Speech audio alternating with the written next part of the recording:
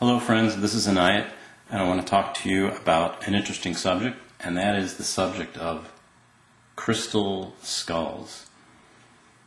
Crystal skulls, let's start with the shape of the skull. We're all familiar with that. Let's get some crystals, some quartz crystals would be good. Let's carve the quartz into the shape of a skull, and you have a crystal skull. Why have crystal skulls become so popular these days? Well, part of the reason is there's a general fascination with the Mayan calendar, with the Mayan culture in general, and lately now there are even movies about crystal skulls. So let's start here with 2012.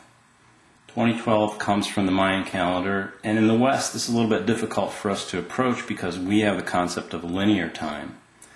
And we think at the end of time that, we may encounter something like Armageddon. And there's a legend that relates to the crystal skulls that says that the crystal skulls have appeared now, and that if 13 master skulls are assembled, we can avoid a bad outcome. But still, in our linear thinking, we think maybe, when time runs out, it'll be the second coming. But what should we really think about crystal skulls? Let's back up, and let's start with the Mayan culture. Mayan culture was a very advanced civilization in North America, Central America, the Yucatan. And yes, the Mayans did depict skulls in a lot of their artwork. And let's go to the Mayan calendar, the Tzolk'in. Now, the Tzolk'in is the Mayan sacred calendar. It's not an astronomical calendar. It doesn't predict eclipses or anything, but it predicts combinations of different day signs, different orders of magnitude of numbers. And for instance, if you were to look at 4th of July, 1776, that date would be 12/8/01/11/7. And every day these numbers on the Tzolk'in advance. So December 21st, 2012 or October 28th, 2011, depending on which interpretation, is when the long count of the Tzolk'in rolls over to 13 and all zeros. So in the Mayan calendar, time is not linear, but it comes in cycles. And it does have a relationship from where we are to the center of the Milky Way. And that is, at this turning of the Mayan calendar, the Tzolk'in, to 13, there will be a special alignment between the Earth, the Sun, and the central bulge that's in the center of the Milky Way. And in Mayan mythology, this connects us back to the world tree, to the origins, to the energy that created and sustaining the universe. So again, what are crystal skulls? What can we know? What can we say?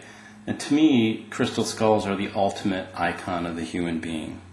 Why is this? Well, a crystal skull implies a lot of things. First, just the shape. If you are out on an archaeological dig and you found a bone, you would know fairly soon if that was a human bone, most readily by looking at the skull. Metaphysically, that skull also represents the entire physical body and the energy bodies, and in fact, to me, the skull represents all of humanity. So you can see all of these things just in the shape of the skull. Now, what about crystals?